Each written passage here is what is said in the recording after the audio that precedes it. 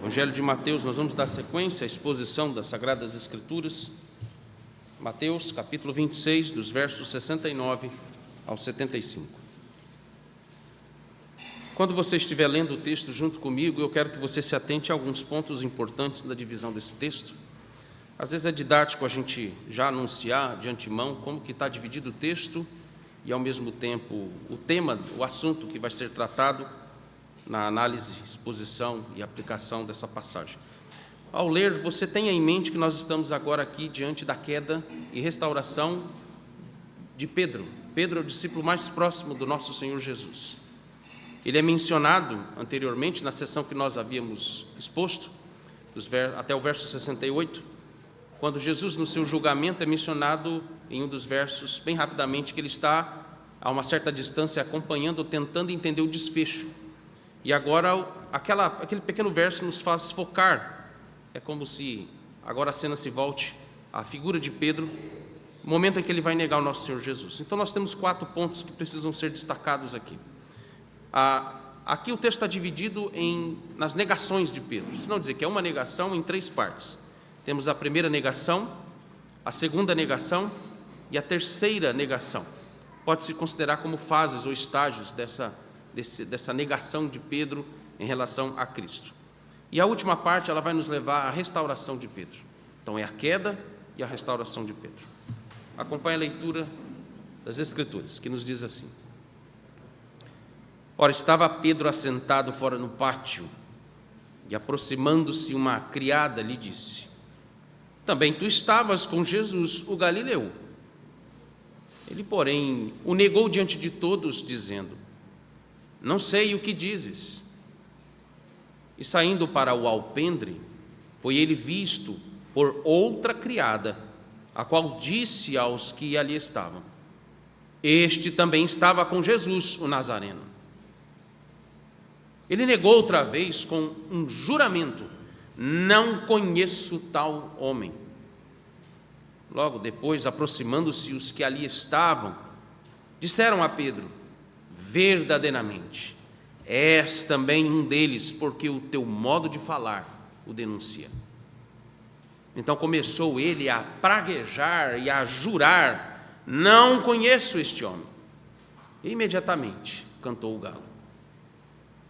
Então Pedro se lembrou da palavra que Jesus lhe dissera: Antes que o galo cante, tu me negarás 3 vezes.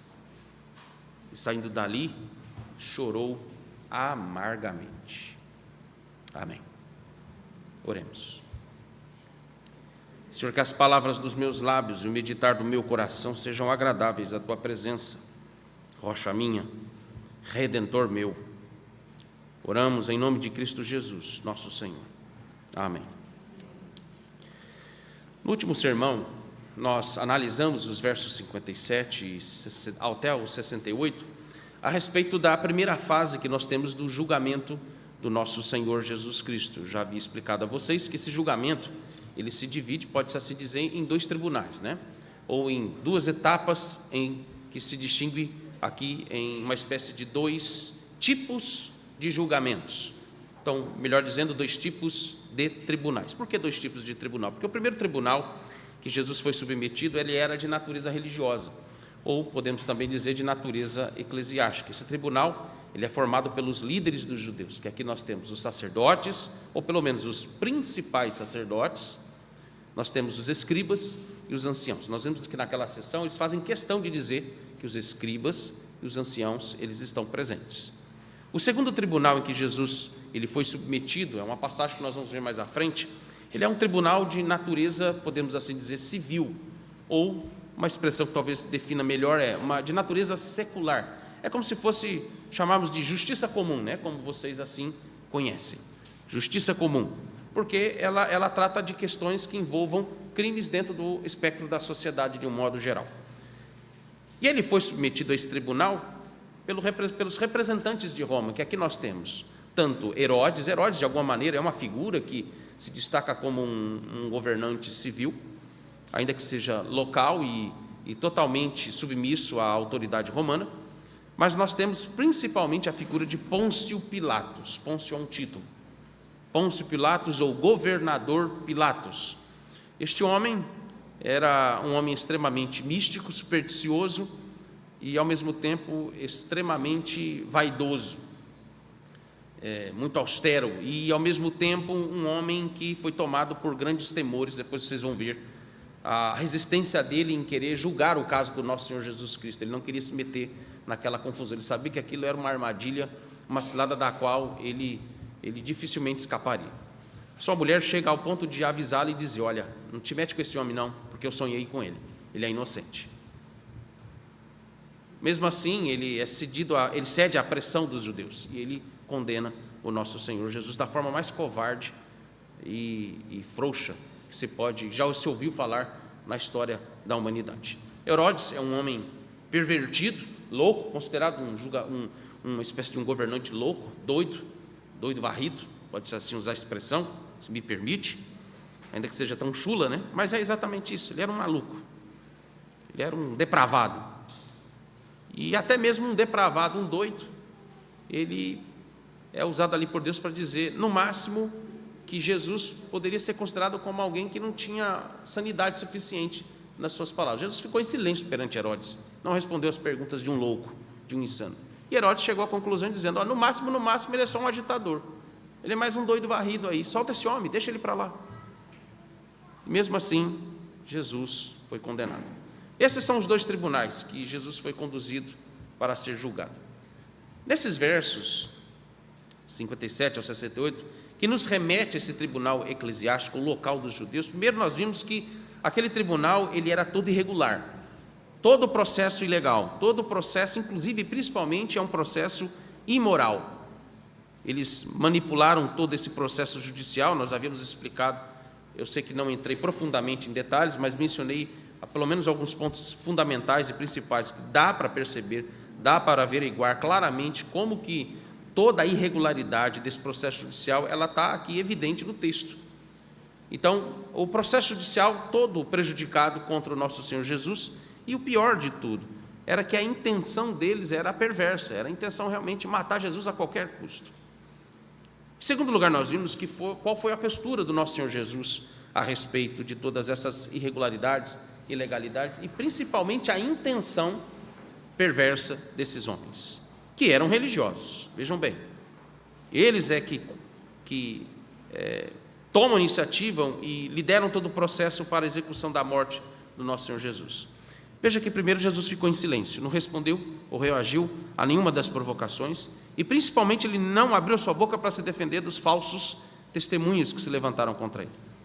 Mas ao mesmo tempo Jesus ele foi submetido à força, a um juramento legal. Caifás obriga Jesus a responder a uma pergunta: se ele era ou não o Cristo, o Filho de Deus. Lembra de Mateus 16? Pedro havia dito, Pedro vai entrar nessa cena aqui. Pedro havia declarado: tu és o Cristo, o Filho do Deus vivo. Caifás imputa sobre ele a resposta, uma resposta que fosse sob juramento, ou seja, ele tinha que falar a verdade, se ele realmente era o Cristo, o Filho de Deus. E o nosso Senhor Jesus, ele então responde a esta pergunta. Ele é o que nos mostra que ele é minuciosamente obediente, até quando o processo é irregular. Jesus é corretíssimo e submisso, sujeito perfeitamente a toda a lei de Deus, e sob juramento ele fala a verdade, ele se declara o Filho do homem. É a expressão que ele usa propositalmente para falar da sua sujeição do Deus encarnado que vai ser entregue para a morte de cruz como sacrifício, porque é Filho do homem. Ele fala principalmente o destaque naquele momento do seu estado de humilhação, ou seja, ele é tanto Deus como homem, mas principalmente ele não esconde quem verdadeiramente ele é, mesmo que isso iria levá-lo à morte. Em terceiro lugar, nós vimos qual foi a reação dos membros daquele tribunal, e a reação deles foi de extrema violência, escárnio, por causa do ódio que eles tinham em relação a essa declaração de Jesus. Ele se declarou o Filho de Deus, ele se declarou o sacrifício para perdão dos pecados dos eleitos. Como que pode odiarem tanto aquele que é o sacrifício para perdão de pecados? É essa interrogação que fica no texto. mediante a tamanha disposição perversa do coração desses homens. O próprio povo dele, como disse João no capítulo 1, o rejeitou. Ele veio para os seus e os seus o rejeitaram.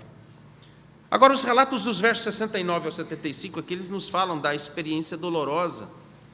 Veja, se já foi extremamente doloroso para o nosso Senhor Jesus, aquela situação, essa experiência dolorosa também é compartilhada com os discípulos. Antes de qualquer coisa, porque ao ler esse texto, a gente, de novo, nos remete aqui a um cuidado que nós precisamos ter ao julgar Pedro, né? Pedro já se foi, todo esse povo que estava aqui, nesse processo todo, nesse momento histórico, eles já se foram, inclusive estão com o nosso Senhor Jesus. Então tenhamos cuidado, porque o julgamento que nós precisamos fazer é do relato, não necessariamente julgar de novo Pedro nessa situação.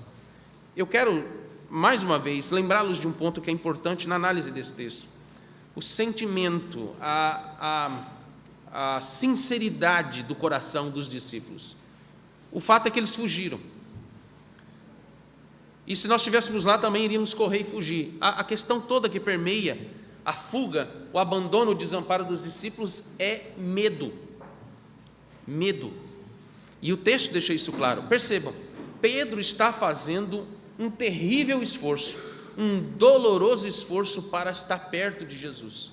Ele não consegue. Perceberam isso no texto? No relato, quando a gente leu aqui, agora há pouco.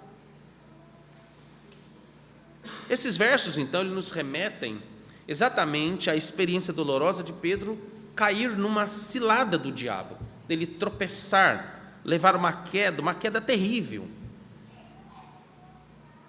Ele nega o nosso Senhor Jesus 3 vezes. Não foi apenas uma, não, foram 3 vezes. Esses versos, então, eles nos remetem à queda, mas também nos remetem à restauração de Pedro.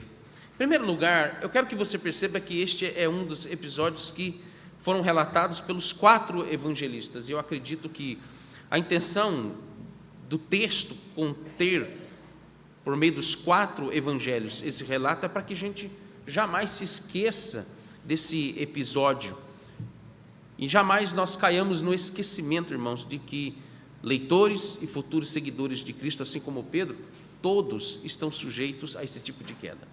Todos nós estamos o tempo todo sujeitos a negar a Cristo. Esse é um desses eventos que jamais devem sair da nossa mente, que jamais devem cair no esquecimento, porque todos os verdadeiros discípulos de Cristo, eles estão sempre na iminência, a cada passo que eles dão, de cair numa armadilha dessa, de cair num buraco desse. Todos nós estamos, em alguma medida, repito, passivos de negar, desamparar, abandonar a Cristo. Mas, em segundo lugar, também eu quero que você perceba que Pedro aqui é uma figura que destaca-se bem quanto ao significado de um discípulo se identificar com o seu mestre, com o seu Senhor. Geralmente, nós evitamos nos identificar, nos assemelhar, digamos, em forma prática, andar com aqueles que podem nos trazer prejuízos. Não é? Geralmente os pais, quando orientam os seus filhos, dizem: cuidado com o fulaninho e com a fulaninha, não quero você perto dele ou dela, não é boa companhia. Sempre a gente dá um jeito, a gente aprende ao longo do tempo, e principalmente na vida adulta, aquilo que nós julgamos ser prejuízo para nós, evitamos identificar com essas pessoas. Se olhamos para Cristo e vemos a relação de Pedro, que é a figura que nos aponta bem para o significado do verdadeiro discípulo. O verdadeiro discípulo, o verdadeiro seguidor é aquele que se identifica com o seu mestre.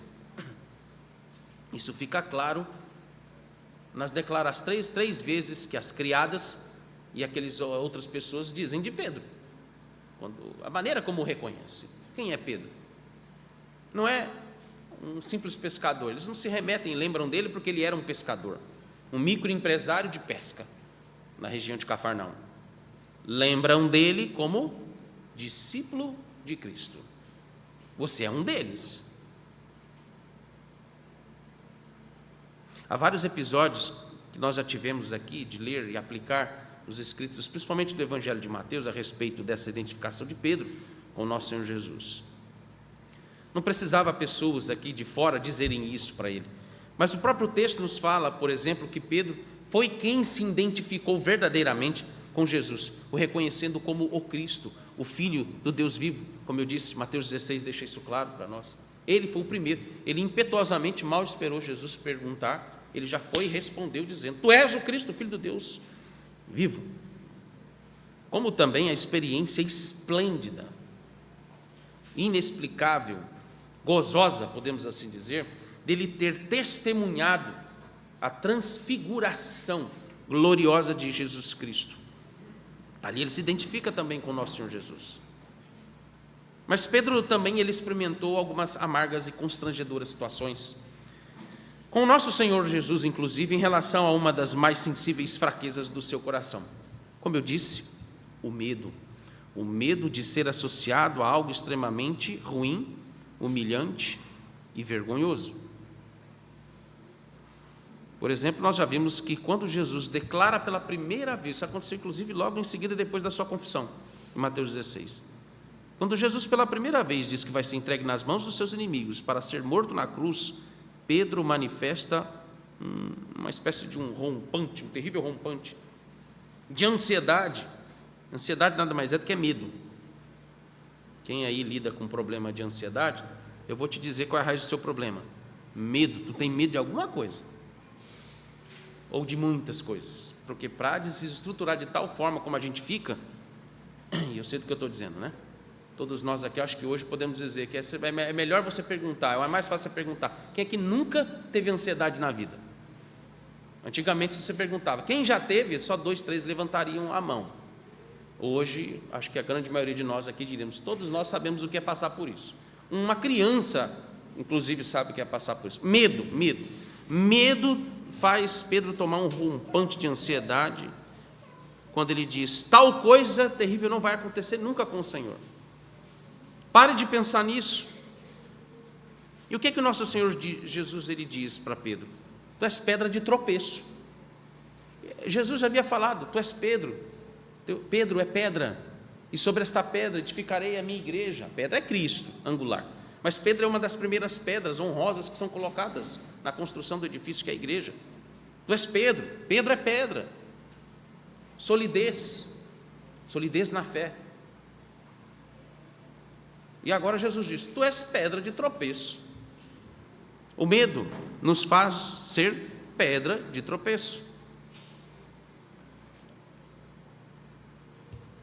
Nós já vimos que quando Jesus declara que nós temos aqui as circunstâncias em que eles estão na ceia, Jesus vai e avisa-os: vocês vão me trair, vocês vão me abandonar, vocês vão me desamparar. Isso é cumprimento das Escrituras, tem que acontecer. E Pedro, inclusive, também, ele mais uma vez manifesta esse rompante em dizer, se for necessário, eu morro contigo, de modo nenhum te negarei. E Jesus vai dizer, Pedro, Pedro, Pedro. Eu fico imaginando Jesus repetindo. Quando a gente repete o nome da pessoa, né? A gente começa a falar José, José, José, José, José, José. Não é assim, né? Paulinha e Igor, né? Isaac, Isaac, Isaac, Isaac, Isaac. A gente conhece. O camarada está se esquivando lá, ele... E aí... Rogério, Rogério, Rogério, para não ficar só vocês dois aí. Rogério, Rogério, Rogério, Rogério. Ah, Rogério. A minha mãe falava Júnior, né? É Júnior. E Jesus diz, Pedro, Pedro, Pedro, Pedro, antes que o galo cante, tu vai me negar 3 vezes. 3. E Pedro ainda foi insistente, verso 32 de Mateus 26, ainda que me seja necessário morrer contigo, de modo algum te negarei. Veja, o texto está nos mostrando que Pedro faz um esforço para tentar cumprir sua promessa. Ele não quer abandonar. Ele está num conflito. Crentes vivem em conflitos por causa ainda da sua natureza pecaminosa. Essa passagem, ela então nos leva a identificar pelo menos 4 estágios ou fases que envolvem essa queda e restauração do nosso irmão Pedro aqui. Porque, em primeiro lugar, ou primeiro estágio, o texto nos dá destaque, em primeiro lugar, ao medo dele. versos 69 a 70. A segunda fase desse estágio, que ainda envolve a queda dele, é quando ele publicita sua negação, ou seja, ele mente. Medo, ele reflete o medo. Segundo lugar, ele mente, versos 71 e 72. A terceira fase é a persistência na mentira ou na negação de Pedro. E a coisa se torna ainda mais grave, mais séria. Os versos 73 e 74. E por fim, o último estágio nos leva ao momento em que Pedro, ao ouvir o galo cantar, ele se lembrou das palavras. Isso aqui é um ponto fundamental no texto. Ele se lembrou das palavras de Jesus: tu vai me negar 3 vezes antes que o galo cante. E ele chora amargamente pelo que aconteceu. Esses 3 pontos nos levam a 3 reflexões que nos são importantes e que nós precisamos aqui trazê-las à nossa mente, à nossa reflexão, quando eu, como você, corremos o risco de abandonar Jesus Cristo por um determinado tempo da nossa vida. Isso pode acontecer. Ou quando nós negamos a Cristo em alguma circunstância. Mas é muito comum, nos nossos dias, não dizer que pós-período apostólico, e todo esse período em que nós vivemos agora como igreja, pós a vinda de Cristo, primeira vinda de Cristo, a forma mais comum de se abandonar a Cristo, negar a Cristo, é quando os nossos pecados tomam conta do nosso coração. E isso cada vez mais nos distancia de Cristo, a ponto de que quando alguém nos identifica em algum momento, em alguma ocasião, em alguma oportunidade, em alguma circunstância, nós enfatizamos o quanto nós estamos longe e distante de Cristo, a ponto de dizer: eu não sou seguidor de Cristo. Eu me adianto num ponto em que aqui nós estamos diante de um dos pecados mais escandalosos que um crente pode cometer: negar a Cristo. Não é adultério. Adultério é coisa gravíssima. Não é assassinato. Assassinato é algo extremamente escandaloso e grave. Para vocês saberem que eu estou deixando claro que esses pecados não podem ser pormenorizados, por favor. Podem até estar associados à negação com Cristo. Todos os 10 mandamentos, eles estão aqui considerados como pecados extremamente sérios, graves, cada um no seu grau e consequência. Contudo, em se tratando da nossa relação com Cristo, isso torna-se ainda mais escandaloso: o negar a Cristo, abandonar a Cristo. Sabe aquele costume que muitos, ou pelo menos alguns membros de igreja, quando estão contumados no seu pecado, eles não querem submeter a disciplina da igreja? O que eles fazem? Pedem carta de exclusão da igreja, porque eles estão ali abandonando a igreja e a Cristo. Não quero mais saber da igreja, não quero mais saber de Cristo. Sendo assim, o primeiro sinal dessa negação de Cristo é o medo que Pedro revela em relação à sua ligação e identidade com Cristo. Versos 69 e 70 diz: ora, estava Pedro assentado fora no pátio, e aproximando-se uma criada lhe disse: também tu estavas com Jesus, o Galileu. Ele, porém, o negou diante de todos, dizendo: não sei o que dizes. O que se destaca nesses versos é o fato de que uma criada fita os olhos em Pedro e ter quase a certeza. Ela tem certeza, mas eu vou aqui ser mais didático em dizer que é uma certeza que ainda está se clareando. Então vamos usar a expressão: ela tem quase certeza de que ele era um dos discípulos de Jesus. Pedro, por mais que ele se mantivesse distante ou longe de Jesus, ele está no pátio. Ele não está acompanhando lá dentro o julgamento, ele está no pátio. Está apenas observando aquele desfecho. Ele não poderia esconder daquelas pessoas a sua ligação, a sua identidade com Cristo. Nesse momento, identificar-se com Cristo, como eu disse, é um prejuízo. Ninguém gosta, repito, de se associar, de se identificar com pessoas que vão lhe trazer prejuízos. Associar-se nesse momento com Cristo é dizer: estou disposto a morrer, porque Jesus ia morrer. O verso 70, principalmente, registra a primeira negação de Pedro, quando ele diz: não sei o que você está dizendo. Essa negação de Pedro reflete a sua intranquilidade, reflete, como eu disse, o seu pavor, o seu medo. Pedro não queria ser identificado com Cristo porque ele estava tomado de medo. tomado de temor, e naquele momento não era uma boa ideia se identificar com seu mestre. Pedro poderia ser denunciado, preso, ser julgado com Jesus e também ser morto. Mas o segundo sinal da negação de Cristo é a mentira publicitada a respeito da sua identidade e ligação com Cristo. Versos 71 e 72. E saindo para o alpendre, é uma porta, é uma espécie de uma porta em forma de um portão, é a entrada para o pátio da casa. Foi ele visto por outra criada, alguns comentaristas dizem que era uma porteira, a qual disse aos que ali estavam: este também estava com Jesus, o Nazareno. E ele negou outra vez com juramento: não conheço tal homem. Primeiro, Pedro muda de lugar e de posição, já não está mais no pátio. O texto vai nos dizer, em Marcos 14, 54, que a intenção dele de estar no pátio, no meio do pátio, talvez, eu agora estou deduzindo que a visão seria melhor quanto ao que está por ver o desfecho do julgamento. Mas o texto em Marcos diz que ele estava se aquecendo junto ao fogo, onde ele estaria se confundindo entre os criados ali da casa, as pessoas que estavam do lado de fora. O texto nos diz que ele vai à porta porque as coisas estão ficando quente demais para ele. Ter ido à porta significa ter se distanciado mais ainda de Jesus. O medo nos distancia da presença e da companhia de Cristo, especialmente quando este medo tem a ver com ser pejorativamente identificado com Ele.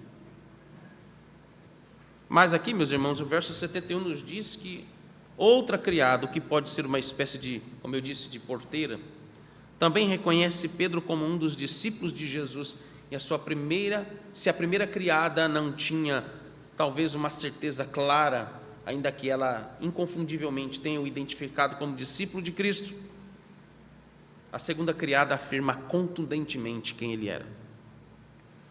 A segunda negação de Pedro é mais incisiva, e um tanto ainda mais agressiva, mais escandalosa.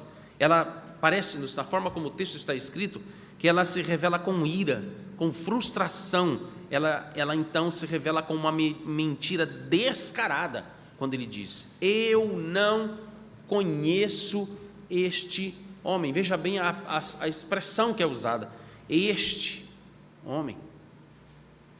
Se outrora ele disse: tu és o Filho de Deus, o Cristo, o Filho do Deus vivo, ele agora diz: este homem. Uma expressão que também, assustadoramente aqui no texto, que é a intenção do evangelista Mateus, a forma como está escrito no grego, para expressar uma espécie de desprezo para com ele. A que ponto Pedro chegou? E o texto nos destaca que ele falou isso sob um juramento pessoal. O verso 72 nos diz que ele negou Jesus na condição de alguém que estava jurando. O falso juramento, que aqui é uma forma de sancionar a mentira ou a negação que ele faz sobre a sua verdadeira ligação e identidade com Cristo. Não tem quando as pessoas, geralmente, quando elas são apertadas, e aí a pessoa, ela, para se sustentar na sua mentira, ela jura que caia um raio sobre a minha cabeça se eu estiver mentindo. Não tem esse tipo de juramento? Muito comum entre nós que somos de um país, de uma nação envolvida com misticismo, sincretismo religioso. É muito comum de lugares que são muito religiosos. Que Deus faça esse teto cair sobre a minha cabeça se eu estiver mentindo. Pedro fez assim.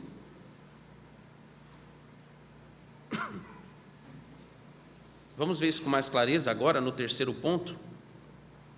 Quando o terceiro sinal de que Pedro está claramente abandonando a Cristo, negando a Cristo, é quando ele persiste na mentira, versos 73 e 74. Logo depois, aproximando-se os que ali estavam, disseram a Pedro: verdadeiramente és também um deles, porque o teu modo de falar o denuncia. Olhe bem, quando aqui o texto nos remete a uma característica que eles identificam como sendo inconfundível, tu falas igual ele.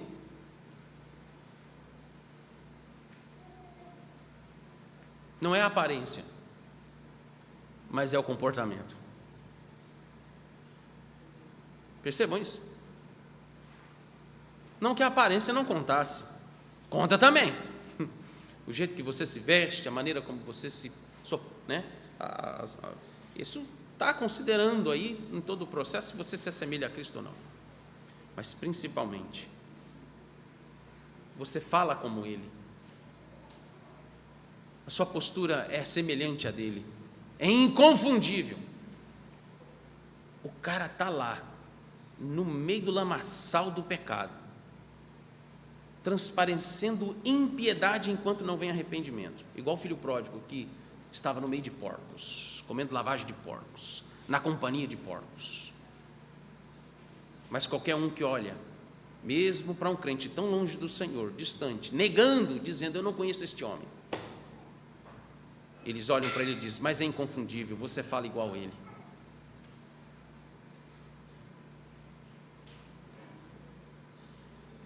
Isso é vergonhoso ao extremo, é um pecado extremamente escandaloso, que nos expõe à ignomínia e à vergonha naquele momento de uma severa disciplina, mas por outro lado eu vejo como isso é bom. É inconfundível, os eleitos, eles se parecem, eles se assemelham ao seu irmão mais velho, porque eles falam como ele. Pela terceira vez, como um ato de declaração e confirmação em que nenhuma mentira é capaz de encobrir a verdade, um grupo de pessoas aqui reconhecem Pedro. Parece-nos que são soldados e oficiais que estão ali fazendo a guarda da casa ou do palácio de Caifás. É bem provável que seja, ainda que o texto não nos dê evidências disso. Mas observe que a identificação, a publicitação da ligação de Pedro com Jesus, em um tom de denúncia, eles estão na iminência de prendê-lo. Vamos lembrar a situação?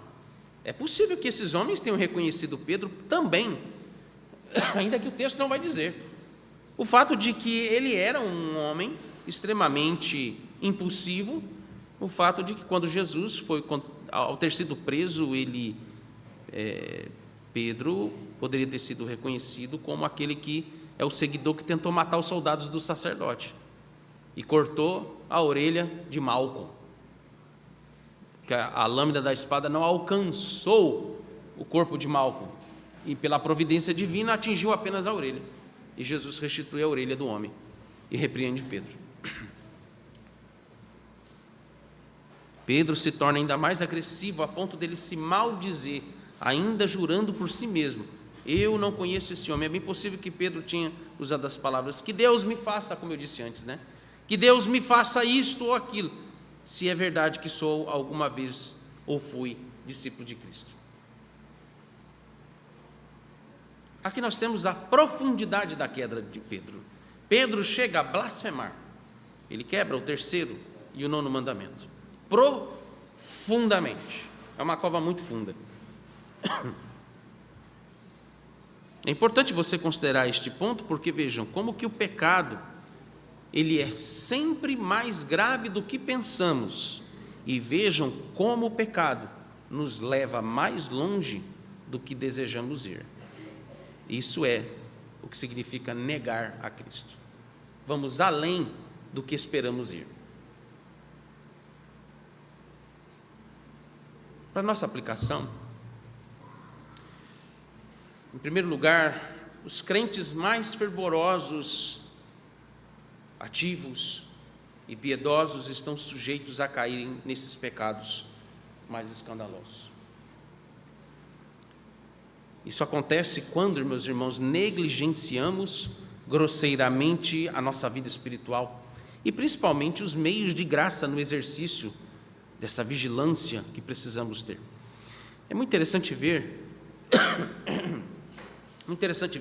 que as Escrituras é tão verdadeira, ela é tão íntegra, inerrante, que ela nem mesmo esconde essas fraquezas, esses pecados mais graves e vergonhosos dos seus santos, que estão relatados nas Escrituras.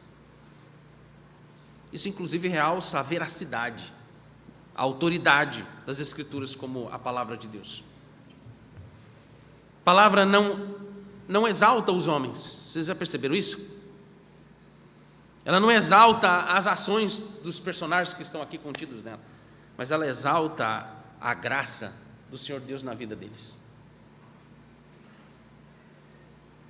Por isso que dessa forma a pergunta que se pode fazer diante dessa primeira aplicação é: por que Pedro, sendo um dos discípulos mais fervorosos, um dos mais próximos de Jesus, teve uma queda tão profunda, tão escandalosa, a ponto de negar Jesus 3 vezes, o mais próximo dele? Você esperaria isso de Pedro numa circunstância? Não, ele é o mais próximo.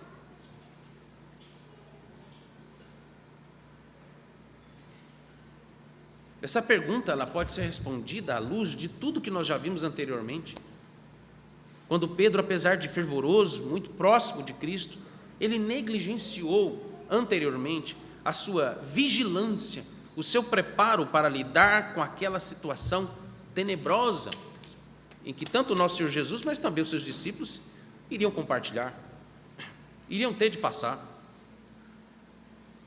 Pedro, por exemplo, titubeia entre uma confissão pungente e fiel sobre a sua fé em Cristo, nós vimos isso em Mateus 16, e ao mesmo tempo o temor do seu coração sobre o que no futuro reservava-se a respeito da morte de Cristo e também o que iria acontecer com eles. Em segundo lugar, Pedro, naquelas últimas horas, antes dessa situação trágica, ele não deu crédito e ouvidos às advertências de Jesus a respeito da sua queda. Pedro não vigiou e orou com Jesus no Getsêmani, quando Jesus por 3 vezes repreendeu os 3 discípulos, inclusive Pedro, quando eles cederam ao cansaço e eles acabaram dormindo, em vez de orar e vigiar com o nosso Senhor Jesus. Pedro confiou em si mesmo a ponto de desvirtuar-se a respeito do sentido correto de lealdade e fidelidade. Ele tinha uma outra percepção de lealdade e fidelidade. Veja por que na providência divina esse é um dos motivos que ele precisava passar por essa queda. A verdadeira lealdade a Cristo não é estar disposto a matar alguém por Ele, como muitos já fizeram ao longo da história. Pedro cortou a orelha de Malco porque a espada errou, desviou-se pela providência divina. Ele tinha intenção de matar aqueles homens. A verdadeira lealdade não está você matar alguém em nome de Cristo ou por causa de Cristo, mas é se você está disposto a morrer com Ele e morrer por Ele. Perceber a diferença? Por fim, Pedro confiou em si mesmo a ponto de desvirtuar-se a respeito do sentido correto, do que é você estar disposto a seguir a Cristo ao longo da sua vida. Ele ainda tinha uma mentalidade teológica judaica, como vocês já sabem, sobre triunfalismo. Esse negócio do triunfalismo é uma heresia que persegue a igreja de Cristo ao longo de toda a história dela. A gente só quer se associar àquilo que é bom, àquilo que nos estabelece em meio a triunfos. Por isso que as igrejas neopentecostais, algumas do segmento pentecostal e tantas outras que demandam essas heresias como teologia da prosperidade, milagres, campanhas de curas, libertação, elas estão lotadas, elas têm cultos, reuniões e atividades todos os dias da semana, de segunda a segunda. É só você ir lá que você nem precisa ir, você pode ver isso na TV, no YouTube. Não quero me associar a alguma coisa que possa me trazer prejuízo, e Pedro não queria prejuízos para a sua carreira de seguidor de Cristo. Ele esperava um Cristo que iria triunfar em meio àquela situação, que iria convocar a todos para uma revolução e derrotar Roma, libertar os judeus do Império Romano e restaurar a dignidade dos judeus, o triunfalismo judaico que tantos eles esperavam.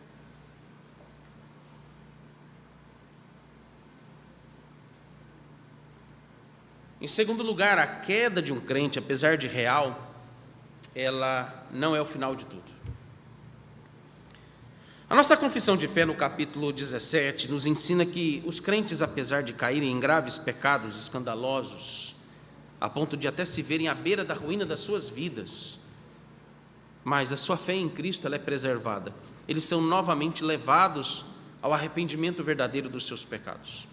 Veja, irmãos, mesmo que Pedro tivesse se distanciado de Jesus no seu coração, mesmo que estivesse tão longe dele, a ponto de escandalosamente negá-lo por 3 vezes, e ainda inclusive jurar, com base na sua mentira, Deus preservou Pedro a salvo quando o fez cair em si do seu pecado e ser tomado de um profundo arrependimento. Quando nós vamos para o verso 75, nos diz que Pedro lembrou do que Jesus tinha dito. Veja a importância de quando a meditação constante da palavra, mesmo que em um momento em que nós nos distanciamos dela, em algum momento o Espírito Santo vai nos lembrar das palavras de Cristo. Nos lembraremos da palavra de Cristo.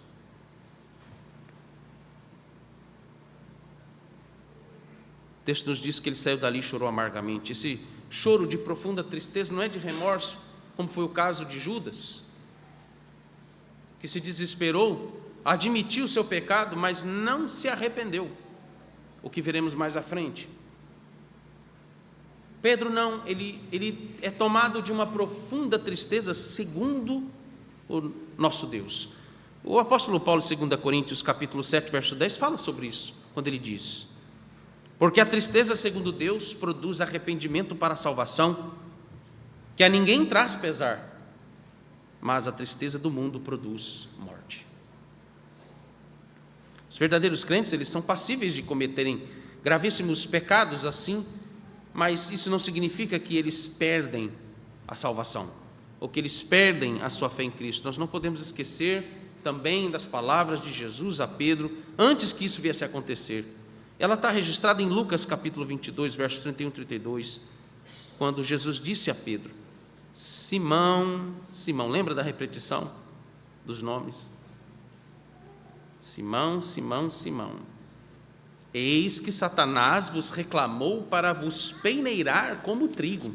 Olhe bem a expressão, peneirar como trigo, é passar. Há uma outra expressão que é muito popular no nosso contexto, é passar pelo pão que o diabo amassou. Já ouviu essa expressão, né? Que é ser pisoteado por Satanás. O apóstolo Paulo, em 1 Coríntios, também usa a expressão ser entregue nas mãos de Satanás para ser esmagado. E ele diz: eis que ele vos reclamou para vos peneirar como trigo, eu, porém, roguei por ti para que a tua fé não desfaleça. Tu, pois, quando te converteres, veja, não é que Pedro não era convertido, ele era, mas a expressão aqui, ela é especificamente a uma transformação completa após a obra da redenção de Cristo, quando eles iriam compreender por que ele teve de morrer na cruz e ressuscitar. Isso só acontece depois da obra da ressurreição. Quando te converteres, fortalece aos teus irmãos. Um dos pecados mais escandalosos e graves entre nós é quando a queda de uma irmã ou de um irmão nosso os leva por um tempo a abandonarem o nosso Senhor Jesus Cristo. Este é o pecado que mais deve nos escandalizar, porque não é nada mais grave do que abandonar e negar o nosso Senhor Jesus. Entretanto, mesmo que estes que passam por um tempo envolvidos em prazeres desenfreados dos seus pecados, a ponto deles abandonarem a Cristo, em algum momento serão reconduzidos ao verdadeiro arrependimento. Isso aqui nos ensina, irmãos, que apesar de tal abandono, eles não perdem a sua fé em Cristo, porque a fé, sendo um dom de Deus, ela é imputada, ela é mantida, ela é fortalecida, ela é fortificada quando enfraquecida e preservada em nós pela obra do Espírito Santo. A preservação da nossa fé não depende do nosso fervor. Pedro era fervoroso, mas era um dos mais fracos que tinha entre os discípulos. Fervor não significa ter uma fé fortificada.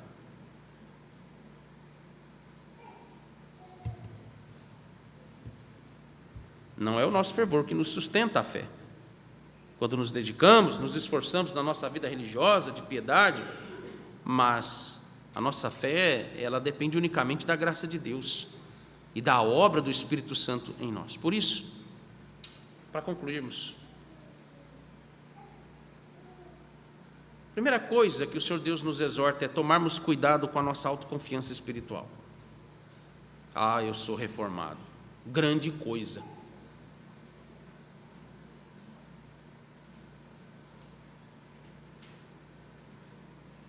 Grande coisa. Pelo menos nessa perspectiva. Se me permite entender o contexto em que eu estou dizendo isso, por favor.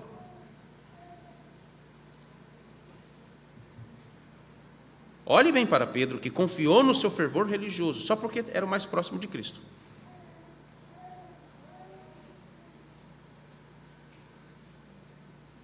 Segundo lugar, tomemos cuidado quanto ao risco de negligenciarmos os meios de graça, negligenciarmos as ordenanças. Olha bem, a leitura, a meditação constante da palavra, a vida de oração, a necessidade de congregarmos no dia do Senhor. A necessidade, agora eu quero incluir também, porque a ocasião me permite dizer, e sempre não vou deixar de dizer, reunião de oração.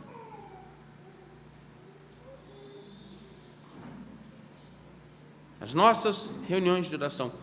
Irmãos, eu tenho me consolado e me alegrado e me animado, porque aumentou 3, 4 pessoas nas nossas reuniões de orações.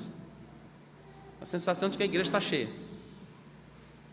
Quando vem uma família a mais, além dos que já vêm costumeiramente, isso me dá, você sabe, o deslumbre, a alegria, o ânimo que eu tenho, inclusive na hora de expor o texto. Mais pessoas estão ouvindo.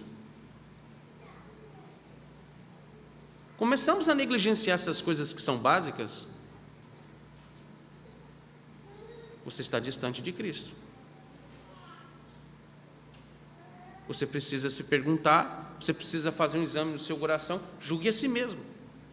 Sua consciência é o teu tribunal.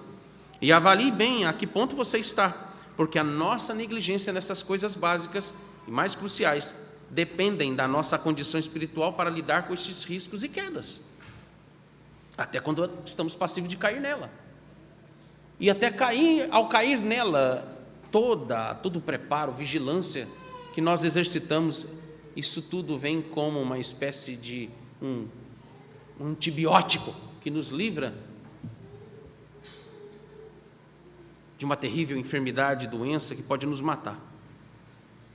Estamos munidos, de alguma maneira, e as palavras do Senhor, na qual nós meditamos e não negligenciamos, elas virão à nossa mente, elas serão lembradas na nossa consciência,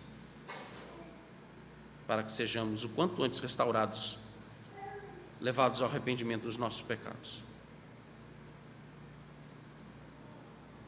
Em terceiro lugar, aqueles que caírem em situações escandalosas, como a de Pedro, não se desespere por sua queda. Não fixe na sua queda. Mas lembrem-se de Cristo. Lembrem-se da promessa de Cristo. Lembrem-se o que ele disse a Pedro. E ele também faz essa mesma promessa a nós sobre a perseverança dos santos. O diabo tem nos reclamado, desejoso de nos moer como se moe trigo. Mas eu tenho intercedido por vocês, tenho rogado pela alma de vocês. Jesus, que é o único intercessor, não há outro. Nenhuma outra pessoa mais pode fazer isso, senão nosso Senhor Jesus Cristo diante de Deus Pai. Só há um intercessor, um mediador, só há um nome dentre todos os nomes, não existe outro nome senão o dele. Só ele está diante de Deus Pai, rogando por nós todos os dias, para que a nossa fé não seja tomada, não seja roubada, ainda que caiamos em pecados como esse que Pedro caiu. Não se esqueçam que o mesmo Cristo que restaurou Pedro dessa terrível queda, é o mesmo que vai ao nosso encontro e nos restaura. Oremos. Senhor, nos auxilia na aplicação pessoal do nosso coração deste sermão. Ajuda-nos, ó Deus, em meio às ocasiões perigosamente mais oportunas para negarmos a Cristo e sofrermos uma profunda queda por causa dos nossos pecados. É com base, ó Deus, na Tua graça e nos Teus méritos do nosso Senhor Jesus Cristo, que cremos e descansamos a nossa vida, o nosso coração, ao ter de passar por situações como essa que Pedro passou. Senhor, se cairmos gravemente em pecados assim, desejamos, ó Deus, não cair. Mas se tivermos de passar por isso, a ponto de negar a Cristo, que o Senhor tenha misericórdia de nós, venha ao nosso encontro, nos dê verdadeiro arrependimento e faça-nos voltar para Ti. Que o Senhor seja glorificado com a Tua palavra em nós. Oramos em nome de Cristo Jesus, nosso Senhor. Pai nosso que estás nos céus, santificado seja o Teu nome. Venha o Teu reino, faça-se a Tua vontade, assim na terra como no céu. O pão nosso de cada dia dá-nos hoje, e perdoa-nos as nossas dívidas, assim como nós temos perdoado aos nossos devedores. E não nos deixes cair em tentação, mas livra-nos do mal, pois Teu é o reino, o poder e a glória para sempre. Amém. Glória ao Senhor.